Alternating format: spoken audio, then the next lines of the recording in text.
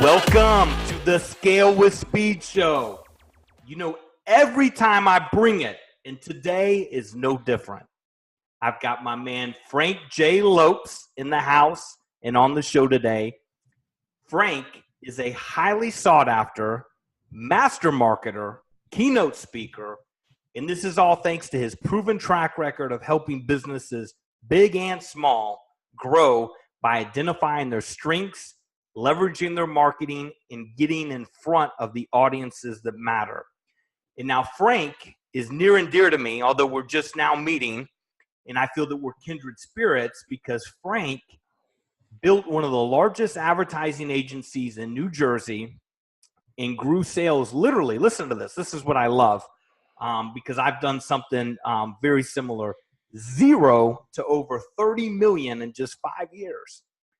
And a big claim to fame, which we'll get into, which is really cool, is he was Gary Vee's first and only advertising agency, which is freaking amazing. And then also Frank's been featured on or in things like Auto Dealer Live, Digital Dealer, Fast Company, Spark Business, and much more. Frank and I are going to bring it today. We're going to talk to the why buy, which I can't wait to pick his brain about.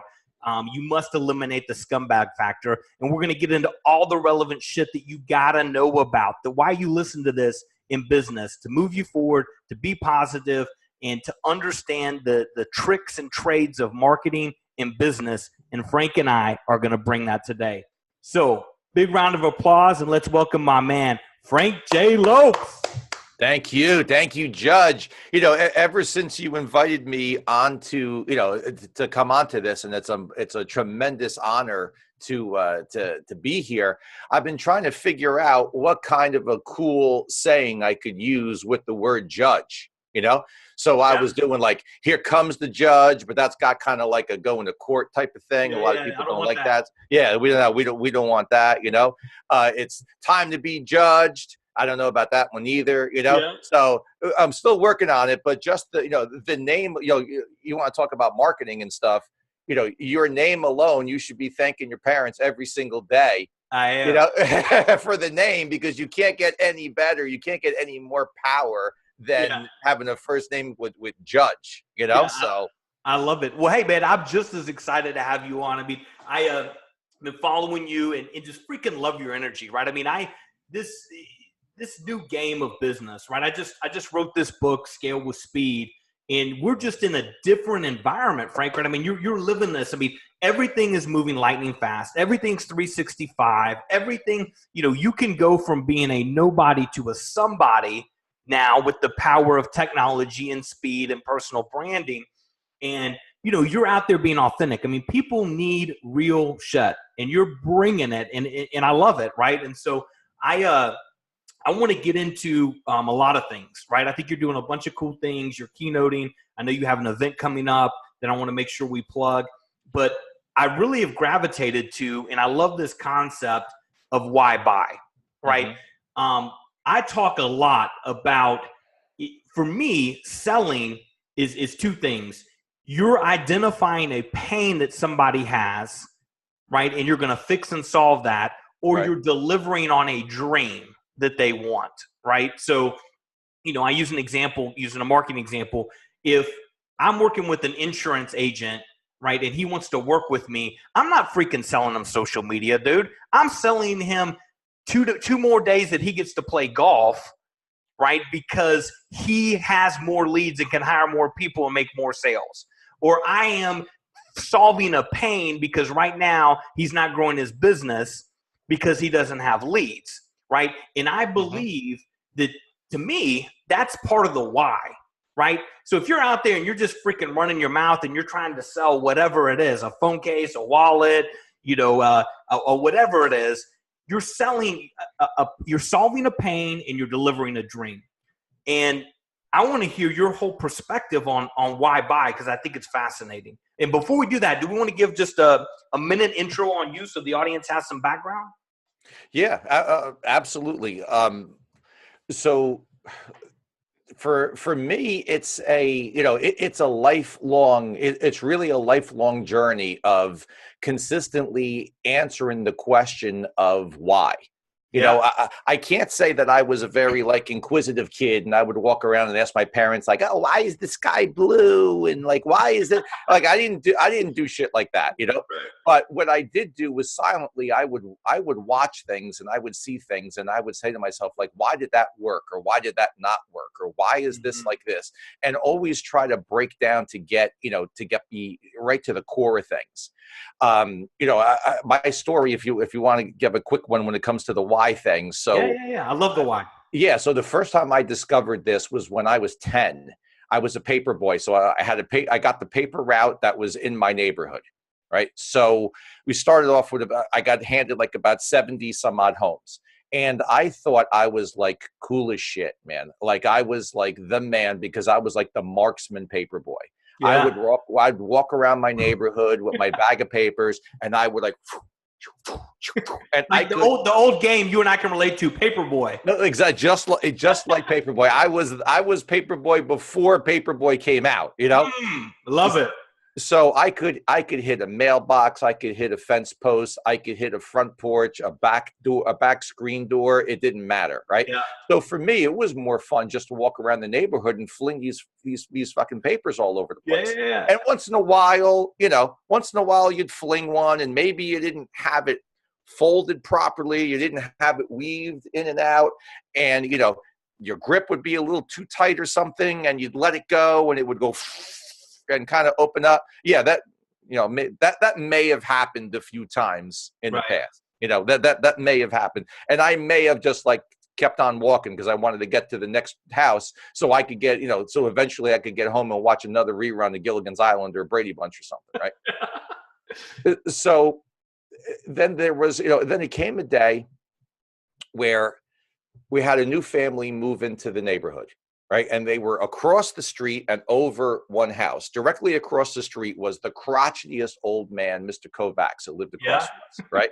This was like, when I just said crotchety old man, and you and everyone who's listening had a picture in their head, That's him. that's the guy. That's Yeah. the exact guy. He's the type of guy that you'd go to the house on Halloween. You'd ring the doorbell. He'd open the door and look at you like, what the fuck are you doing here? Yeah, yeah, And then you'd say trick or treat, and he'd go, yeah, and yeah. like, aren't you gonna like tell a joke or do a dance or something? I Right. remember one year he did that to me for like the third year in a row, and I just literally like just turned around and like left. I just like, I'm not doing this shit on Halloween anymore. Like, this is not fun.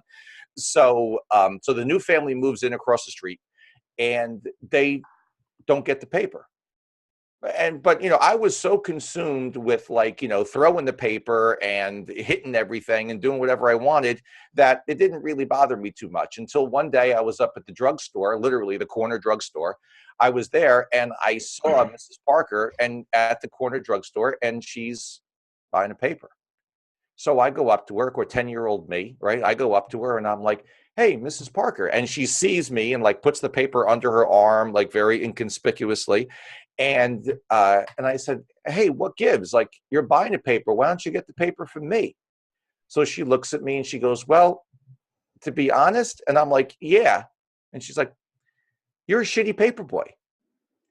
Wow. And I was like, now you're 10 years old, right? Yeah. What do you really got going for you? Okay. Exactly. All right. I'm 10 years old. This is like 1980. So, Yeah. there's no Atari yet. Yeah. I just dated myself horribly, but there's no Atari yet. There's, I said before, there's Gilligan's Island and, Brady and Bunch. Brady Bunch reruns. Yeah. So, I was pretty much all in on delivering papers because school was like, who gave a shit about that either, right? Right. When you're 10. So, I was all in on delivering papers, and your neighbor across the street tells you that you're a shitty paper boy. This is bad. So Yeah. it goes from bad to worse. I go home and I tell my mother, and my mother looks at me and says, well, you are a shitty paper boy. So I get like, I got the 1-2 punch out of this. So I suddenly figured out right at that moment, I figured out why, and I figured out that the why wasn't the fact that, I was delivering the paper. It's not. It was the fact that for the customer, for all of my neighbors, It was the fact that the paper came to them. And a part of that was also that if the paper is going to come to you, it should come, you're paying for it, and you're supposed to leave a tip and all that kind of shit. It's supposed to come to you in the fashion that you want it to come to you, because there's options. You can always go to the store and buy a paper, right? So there's no exclusivity on delivering papers. Like there's no curve jumping, groundbreaking type of thing here. This is 100% service. Right. So I suddenly figured out, what those paper bags that were next to the papers when I went to go pick them up every day, I figured out what those paper bags were, those plastic bags were for. The long ones like this, right? Yeah. I figured out what the box of rubber bands was for. Like really quick. Like it all hit me so fast. I think I had to go to sleep at 6:30 that night. So so I figured out what all that stuff was for. And I was like, okay, so it's to bag the papers when it rains out, for all the stuff that you think is so common. But, at 10, you don't know any of this shit, especially when all you care about is throwing the damn paper. Right. So then I went to every single person on my route, and I said to them, when I collected, and I said to them, hey, where would you like me to put the paper? And half of them looked at me and was like, oh, now you're going to ask me? Yeah. It's been 8 months. Now you're asking? Yeah. So one was like, well, if you could put it in my mailbox, that would be great. Then when I come home from work, I get the mail, the paper's there. Yeah. Awesome. Another guy, could you do me a favor, Frankie? And could you bring it to the back door? Because, I'm a little old and I can't get down the steps in the front. And, it's a lot easier if you come in the back. No problem. I actually had one guy, Judge, he wanted, he worked nights. So he said, I'll make you a deal. I'll give you an extra $1 and I'll leave my car unlocked. And then when you come by, you don't have to make any noise. You can just open up my car and put the paper on the seat or on the dashboard, and then I'll read it at work. Oh, wow. So end of the story, two things. Number one, I went from 78 homes in the neighborhood. And then when I gave up the paper route, I went up to 92, which was an 87% penetration, market penetration for that route. So, I was a stone cold closer at 10 years old as well to get that kind of market penetration. Well, and what I love about that, Frank, and I love, what a great story, right? And if the audience is listening, I talk a lot about this, and it's similar to the why concept. We get so caught up. That 10-year-old Frank was so caught up in, man, I'm freaking doing it, baby. I'm out. I'm hustling papers. I'm throwing them. And I know I'm doing a great job because I'm out there and I'm doing it. And I think as individuals and sales experts, or even business owners or in careers, we don't freaking ask why. We don't listen to the customer, right? I talk a lot about, hey, I get people come to me all the time, Frank. Hey, I've got this business plan. I've got this idea. Will you back it, or can you help me find an investor or whatever? And I go, what's the market data say? What are how many customers have you talked to? Do they like it? Would they pay for it? People just forget. You get caught up in your own fucking bullshit cycle in your head, and you forget about the why of who you're doing it for. Yeah. And that's exactly what you're hitting on, which I love. Judge, I'll tell you something else that I'm seeing go on right now, and I think you're seeing it too. I'm seeing a lot of people get caught up in the what I call the hashtag words now, right? Yeah. Hashtag hustle, hashtag grind, right? And they don't realize that before there was a hashtag hustle or a hashtag grind or a hashtag killing it or a hashtag whatever the fuck you want to put after the hashtag. That makes it seem like you're actually doing work. Right. They don't realize that before all of that, there was a hashtag why. Yeah. So if you don't answer, I firmly believe that if you don't answer the question of why buy, you're going to die. Especially now. Yeah. Especially in this current marketplace, especially in this current economic climate, if you don't answer the question, why buy, you will die. Yeah. That's it. It's that simple. I agree. So walk the audience through it. And I love this. And I talk a lot about, I know now, the days of being able to say, hey, I'm Nike or I'm Coca-Cola. There's so many freaking brands now. And there's so much ability to market quickly. You know, I'm a Texas guy, so I wear cowboy boots all the time. I love cowboy boots, right? I either wear old school Nike Air Jordans or cowboy boots. That's like my thing, right? And so I've always been loyal to Justin Boots. And I tell this story all the time. That's been an iconic brand that just could go out there, put their pillar out and says, I'm Justin Boots. And everybody bought it. Well, all of a sudden, I've switched. I'm with a boot brand called Tecovos. This is a small company out of Austin that popped out of nowhere, but they're delivering on the why for me.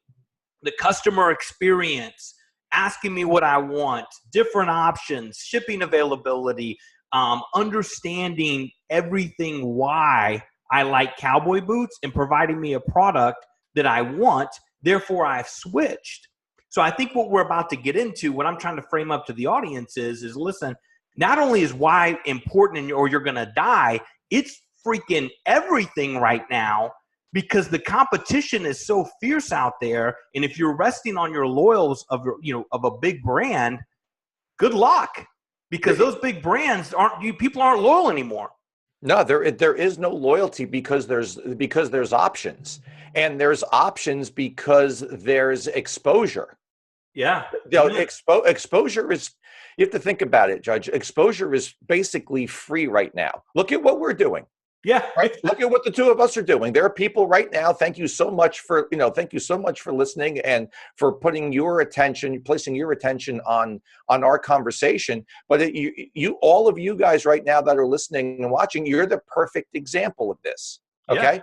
Not only are you talking to, but you're the case study. You're devoting your attention to this right now, but there are 1,000 other things that you could be devoting your attention to. Sure. It's not like you've got, it's not like you've got channel 2, 4, 5, 7, 9, and 11 anymore. Now you can't count the channels. Yeah. It's impossible to count them accurately.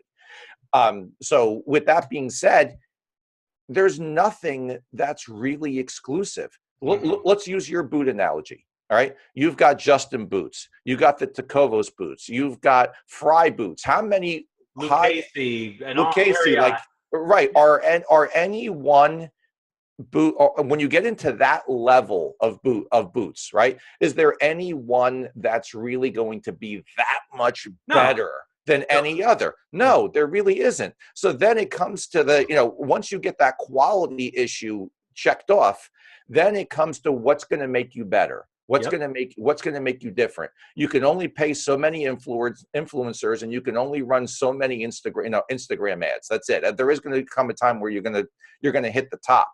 Yep. And even in those Instagram ads and with those influencers, if they're not talking about why those Tecovos boots are so much better, and it has to come down to things like warranties and things like service and things like when you buy a pair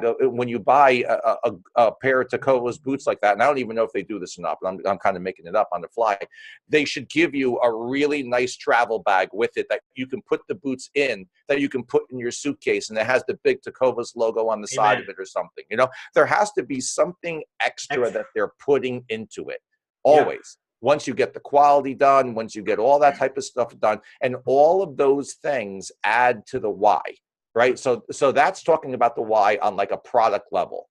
Now, when you're talking about it on a service level, now it's a whole different thing. So let's do I know your expertise, one of them is in cars, right? You got a ton of experience there. In the automobile industry, yeah. Yeah, what's the why there? I mean, I think people listening to this, again, whether they're in sales, they're in customer service, they're managing a team, the why is ubiquitous across all of that, right?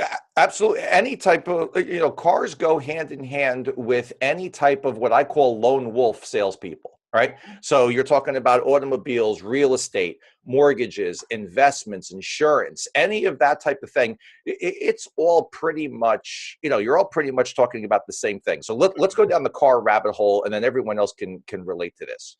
So in the automobile industry, the cars are they're a commodity.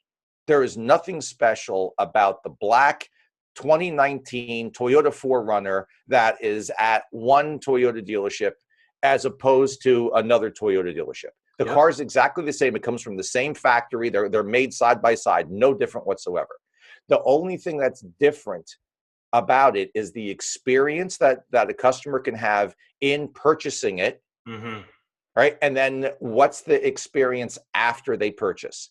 Yep. The only thing that an automobile dealership has to sell today is themselves.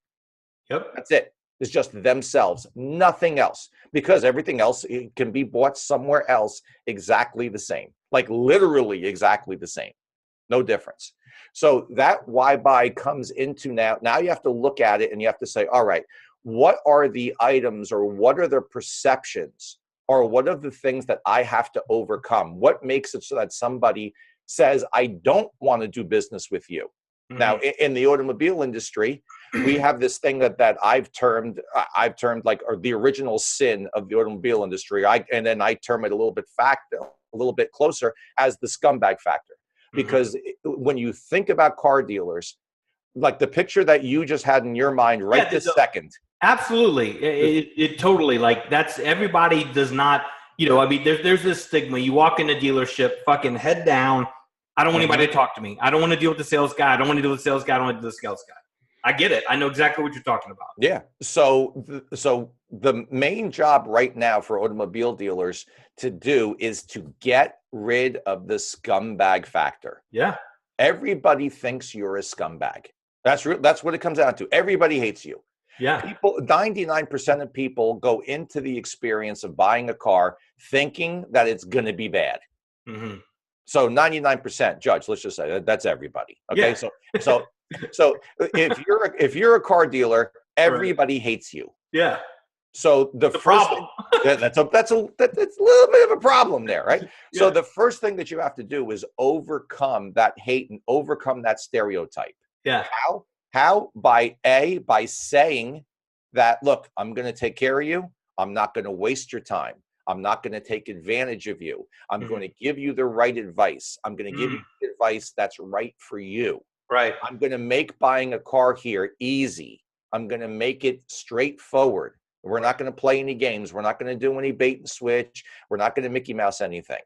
And then I'm going to guarantee everything that I say. Everything. So if I tell you this car is going to be $199 a month, guess what? It's going to be $199 a month. And if I make a mistake in the price, then the mistake's on me. When you come back for service later on, and I tell you that to replace the front brakes on your car are going to cost $299, and you show up, it's not going to be $325. Be $299. It's going to be $299, and that's the end of the story. It's my responsibility as the professional. It's my responsibility as the authority to quote you right the first time. Yeah. And if make a mistake, that's on me, not on you. But I love what you just said there, and I want the audience to tune in, because I would go as far as saying the salesperson is viewed 99% as a scumbag. Right. I don't care if you're selling knives, you're selling books, you're selling phone cases, you're selling wallets, you're selling something. There's all they're trying to do is take and not give. That's right. What I love you just said is you're coming out with this whole transparency, right? Immediately, let's cut to the chase. Let's cut to the bullshit. We're going to talk about a fair price, a guarantee. This is what I'm going to get. This is what you're going to get. I think it's almost like an icebreaker, right? The anxiety and all of the unknowns or the fears, when you frame it up that way, they go away. Right now you take the vulnerability and the angst away, because boom, in the first 3 seconds you've addressed it. Right? I mean, is that kind of what you're saying? Because I like it. Yeah, without a doubt. And let's go down a couple other rabbit holes, right? In a couple other industries. So let's talk about real estate. Real estate's another big one. Yep. So if you are in the real estate game, the number one thing that you have to do is you need to be the authority. You need to be the authority on a particular area, because somebody who's moving, generally they're not moving around the corner, right? They're not moving to the same neighborhood. They're moving to, either a new neighborhood, a new part of town, a new state, a new city, right? New country, who knows? A new country even. So you need to be an authority on that area. And in some cases, it could be a 6-block square in the middle of Manhattan. In other areas, it could be all of South Austin, right? In other areas, it could be whatever. So anybody who's watching this is kind of getting where I'm going now. You need to know everything about that area. You need to know every single new shopping plaza that's coming in. You need to know what the ratio of teachers to students is in the schools. You need to know where the schools are. You need to know what those schools' grades are. You need to know if there's going to be, if there's going to be some kind of major construction, if there's going to be new roads put, whatever it is. You need to be that authority. By establishing that authority, then right away, the buyer needs you. I look, Frank, what I want to hone in on, what you said, and I talk about it in my book, is niche will get you rich. I have this concept of go an inch wide and a mile deep. And what you're saying is that become the freaking market leader, right? So if you, people, so if you take a realtor, for example, right? If you want to be a successful realtor, focus, swim in your lane. It's going to, like, I'm going to use my market. I'm in Dallas, Fort Worth. I could sell homes anywhere in Dallas, Fort Worth if I was a realtor. But I live in an area called Colleyville. Okay. So if I'm a realtor, become the freaking expert in Colleyville, right? That's right. There's enough freaking market share in Colleyville for you to become a multimillionaire, just a realtor in that, if you go an inch wide and a mile deep. Freaking know the schools, know the teachers, know everything, so you become the authoritarian. If I'm going to buy a house in Colleyville, Judge is my guy. That's right. Judge is the guy. He's not your guy. He's the guy. He's the guy, and then he becomes your guy. If you're the buyer, then he becomes your guy, to where you start telling everyone, oh, because then you move and your friends say to you, oh, where'd you go? Oh, I went to Collierville or Grapevine or whatever neighborhood up there. And then they go, oh, really? We're thinking about looking up there. Oh, you got to talk to my guy. Yeah. You got to talk to my guy. I mean, you got to talk to Judge. Hone in on that, because I think it's so important for the people listening, realtor, anything in sales. The only opportunity that happens is if you're the market leader in your niche. That's it. Right? Yeah. Because if you put 15 realtors in the DFW area and all of them go, I'm going to be the best realtor in DFW, good freaking luck. Right? I would much rather say I am the guy in Colleyville, and 99% of the time I'm going to win that deal. That's right. And people don't want to commit. They don't want to burn the ships. They don't want to go that deep. But I believe you got to go that deep. You got to go narrow and deep, baby, if you want to win. Absolutely. And your sale, let's go on another point as well here. Your sale, in reality, your success is not that first deal. No, it's not. It's not. It's to get that first deal to say that Judge or Frank or Bobby or Brian or whatever the fuck your name is my guy. Yes. Because there's no money in the first deal. Right. There's not. There's not. And you don't want to be doing first deals over and over and over and over again. True success comes from the second and third and ninth and 11th sale that is rooted in that first deal. So step one, become the authority in whatever it is that you're doing and whatever it is that you want to do. Right. Okay? Step two, becoming the authority gets you that first deal. Yep. And then number three, becoming the authority gets you to become more people's guy or gal.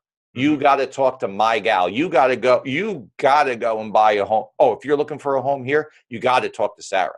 You got to talk to my girl, Sarah. You have to. It's not even a question. You have, and then that's it. Now the person who hears that message is like, oh, I got to talk to Sarah. Oh my God. Well, how do I get in touch with Sarah? Because she's the one.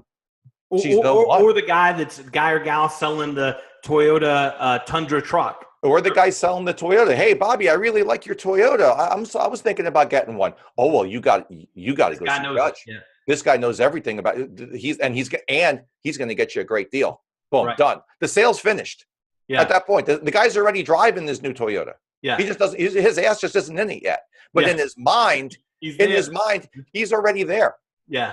And now notice something. We didn't say shit about price. Right. We didn't say anything about discounts. We didn't say anything about he's going to get you the most for your trade-in. We Right. didn't say anything like he's, Sarah's going to sell your house for the top of the market. We didn't say anything like that. Yeah. Because all of that stuff is secondary. All that stuff comes when you are the one. Right. So I think let's riff on that a little bit more, because I think the audience needs to hear this. To compete, right? I want everybody to be clear on this. To compete in this marketplace, quality of your product, expected service, in price are table stakes. Those are not competitive advantages, right? Because everybody should be at that level. The competitive advantage is what we're talking about: inch wide, mile deep, market leader in the extra, right? Always. That's the difference. And so, so many people listening to this right now, you're on a freaking hamster wheel, man. I talk to people, I coach people, I mentor people, I go into companies. Salespeople are on hamster wheels, right? They're trying to compete on the wrong shit. They're not asking why. They're not listening, and they're not becoming an expert, right? Quit fucking worrying about price and expected service in value. Those things you better have. Those things you better just already have. But you can't win on those things anymore. No, you can't. You can't. I make this example to auto dealers all the time, and it goes right into your to play into your words here. You see a lot of dealers and a lot of salespeople, right? In any industry, doesn't matter. Just what you said. They try to come up with these reasons as to why somebody should do business with them, and the reason is already a given. Right. You're talking about something that's expected. I say it in automotive all the time. You see automotive dealers put, we have Wi-Fi in our waiting room. All right. There should Wi-Fi is expected fucking everywhere. Yeah. Judge, I travel a lot. Okay. So like too. on it. Okay. So this, whenever you're on a flight and you're sitting there and the flight attendant comes on and, and she does the whole, we're sorry to announce that Wi-Fi will not be available on this flight. There's somebody in row 26 who's like, who's ready to like set the plane on fire. Right. Because Wi-Fi is expected everywhere. Wi-Fi is not a why-buy. Yeah. It's not. Amen. That is an expected thing. So whatever industry you're in, it does not matter. The things that are already anticipated and already expected, do not waste any time talking about them. Go right for what sets you apart. Go right for what is the extra. You have to look at you have to look at what everybody else is not doing. Your industry is looking for. So for everybody listening, right? I mean, hopefully they're getting the joke, right? Because for you and I, it's freaking crystal clear. But is the guy or gal that is in sales right now listening to this, and they're struggling with that why? Can you help them crystallize? Here's some exercises or the things you should start doing to have some self-reflection to up your game. What would those tips be? Well, number one, you have to find someone who feels completely safe telling you the truth. And you have to make that person feel safe.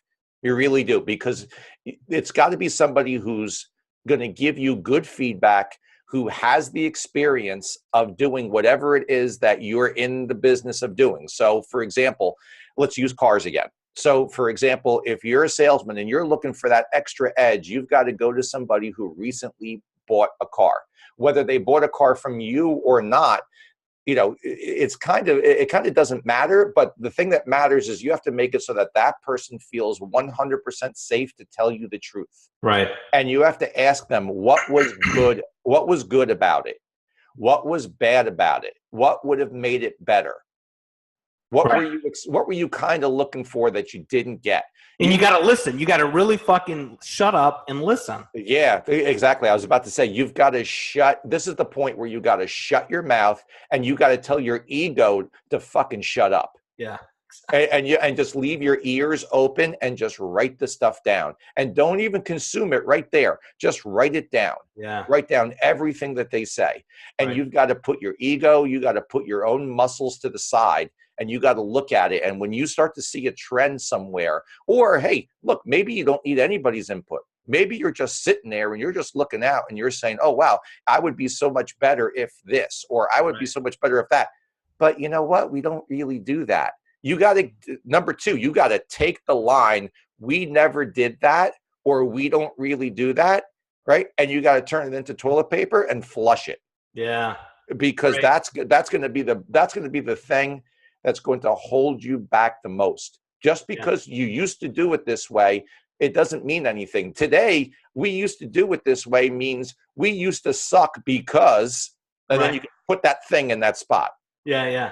That's great. I love that. So let's switch topics just for a second, because, you know, again, I think we're kindred spirits, both have big marketing backgrounds, grown big agencies, you know, from zero to, 30 million. In my case, I've grown them, you know, that to hundreds of millions. Mm-hmm. So I think marketing, so we've talked a lot about wine sales. I think the other big piece here is marketing, right? I mean, you're friends with Gary Vee. You were his first and only agency, right? Talk a little bit of that. That experience had to have been pretty cool, man. That experience it was absolutely amazing. I got to be honest, I didn't realize how much it influenced me until later on, and I looked back, at it years in the future, because during that time I was hearing about things and I was watching things, and we were doing things that were that were totally out of the realm of norm. Remember that stuff I said about, we used to do it this way? Yeah. Okay, so there was no we used to do it this way back in the Gary Vaynerchuk Wine Library days, besides the fact that we had a liquor store and we pioneered it. Yeah, that was the only thing that was, that was the way that it was. He built one of the first e-commerce wine selling websites. But that was in the 90s. That was before I got there. The first time that I met him, when I walked and I sat in his office and he told me about everything he was doing, I was like, "You're doing what?" Like, you're actually, like, this is actually happening? And he walked me through, at the time, he walked me through this small, like, shipping and distribution area in Wine Library upstairs. And I was like, you've got like a factory going here. You have this is real. Yeah. And I knew at that point, it didn't matter, Judge. At that point, I realized it didn't matter if I was going to make $1 or $1 million off of that account. I knew that I was going to make millions over years from the experience that I was going to get from, for being in at that level. Yeah, what a great story. The stuff was absolutely fantastic. The thing, let's I'm going to shift gears on you a little bit over here, because this is a message I really want people to hear. Okay. Yeah. I made, as much as I learned, I also made a lot of tremendous mistakes at that time. Right. And the main one was in January of 2006. Gary called me, had to be like 6 or 6:30 in the morning, because that's the way that it rolled. So he'd call me at 6:30 in the morning and say, "I need to see you today." And I'd be like my schedule's full. I don't even, I'm still in that gray matter, that gray area when you first wake up, but you don't really know where you are yet. And it was like, "I need to see it today. You got to get up here." I'm like, "Okay, no problem." I find a way to get up there in the afternoon, and like, he's like pacing around his office. I sit down and I'm like, "Okay, where's the fire? Like, what's up?" And he's like, "I got this thing we're going to do." Okay. He goes, "I'm going to do a show." And I was like, "Oh, awesome, on TV?" And he's like, "No, I'm going to do a show on YouTube." And I'm like, wow. "What, where the fucking cat videos are? You're going to do a show on there?" And he's like, "Yeah." And I go, "What do you," and I remember slouching back in the chair like this, right? I slouch back in the chair and I'm like, "What are you going to do a show about?" And he's like, "I'm going to do a show about wine." And I was like, "Okay." And he's like, "Yeah, I'm going to taste wines, and, and we're going to review wines that we sell, wines that we don't sell, more than we don't sell than we do." Yeah. And, and I was like, I remember I'm like starting to go like this, like I'm rubbing my forehead and like, okay, where the fuck is this going? And he goes, and guess what else? I'm like, what? He goes, you're going to do a show too. And I'm like, yeah. And he's like, yeah. I said, what am I going to do a show about? He goes, whatever. You're going to do a show about sales and about selling shit and about the car business and marketing. You know about all that stuff. And I slouched down and I went, Gary, ain't nobody going to watch me do a show about sales or marketing or car dealerships. The same way ain't nobody going to do a show, watch a show about you drinking wine. Okay. Now, but Judge, here's the thing. When I said that, I knew I was wrong. Yeah. I knew it. I knew, like, I instantly got that, like, oh, wait a minute, you're wrong. Right. I was so, but here's the mistake. I didn't listen. I didn't follow that buzz that said that I was wrong. So we saw what we all know, history tells us, we all know what happened with one. Right. Two of the people in that conversation, we know what happened with one of them. Okay. And now everybody's learning about what happened with the other. So the lesson from the other is that you should take chances. And when you get that buzz, when you get that little zzz of, oh, wait a minute, there's something here, you should go after it. I love that. Frank, I think this is a great way to end this segment because there's a couple of things. I fundamentally just at my core, I believe you got to bet on yourself. Absolutely. You got to bet on yourself, and you have to be okay with failing. I talk about failing all the time, right? I mean, if you're not doing, then you're not going to progress. And if you're doing, you're going to fail. Yeah. Okay. So you can sit on your ass. You can sit on your ass and dream. And then every 3 months you get together with your friends and you talk about the big fucking idea you had. And then 3 months go by and you talk about the idea again. And then you wake up 10 years later and you're still talking about the big fucking idea that you never did. Right? Real failure and real death comes in hesitation. Yeah. No, it is. I mean, I talk about, and I know I keep plugging this, man, but this book, plug it. It's a good book. Plug that shit. This book is changing people. I think it's the best book out from a business perspective now because it's a practitioner's guide. It's a no bullshit, right? We talk about decisions in here. I tell people you're faced with 35,000 decisions a day. That's fucking crazy. Yeah. Right? 98% of those you should make like that. Do you brush your teeth? Yes, brush your teeth. Should you wear a fucking blue shirt? I don't care. Yes, wear a blue shirt, right? Then you have these 2%, Frank, that people, they wring their hands. They stay up at night. They can't make the fucking decision, and it's paralyzing them. Right. So I've come up with a 2-decision process to make any decision in 9 minutes because you got to act. You got to make decisions or you won't progress. You won't fail, you won't get better, and you won't win. No, you'll actually. It's funny. I said this word in a conversation with a friend, and I didn't realize it wasn't a word. But now I'm going to take it. You devolve. Yeah, you do. You actually devolve because you think about it. Just in life, everything in life is constantly evolving. Everything around you is constantly evolving. Nothing stays the same. Everything changes. Right. But when you don't make those decisions, when you hesitate and when you don't move forward, you actually devolve. Yeah. You actually hold yourself back from evolving. And if you want to be a part of a bigger picture, and there's people that walk around like, I want to be a part of a cause of something and blah, blah, blah, blah, and you devolve, you're actually being extremely selfish. Yeah, no, you are. Yeah, you're being selfish and you're trying. So for somebody who wants to be a part of something bigger than them, and all that type of bullshit, and you don't actually make the hard decisions, and you hesitate, and you don't move forward, you're actually being a selfish prick. Totally agree. So you actually are. So to end, what's your message? What's your one piece of advice that you would give the audience? I have 2 things. Number 1, answer why, buy, or die. That is what's going to set you apart from everybody else. The only thing that you really have to sell is yourself. That is it. Yourself, your expertise, your experience. If you don't have expertise and experience, go get them and sell the fact that you're learning then. Yeah. Right. And push yourself that way. And number two, don't hesitate. Don't hesitate. Don't be scared. I know it's scary. Okay. I get the fact that it's scary. We have all been scared at certain times of things in our lives, but don't be scared to take a chance. And I don't care what it is. I don't care if it's as little as crossing the fucking street. Okay. Take the chance, look both ways and cross the street. And then after you cross the street, cross another one. Yeah. If right now, if you're thinking about doing a show like this, guess what? Do it. You'll get better. Start. What's the worst thing that happens? You screw it up and nobody listens? Well, guess what? Who cares? Yeah, exactly. There are very few things in this life that you can do that the negative effect of them is so monumental that you will die. Yeah. Okay? Yeah.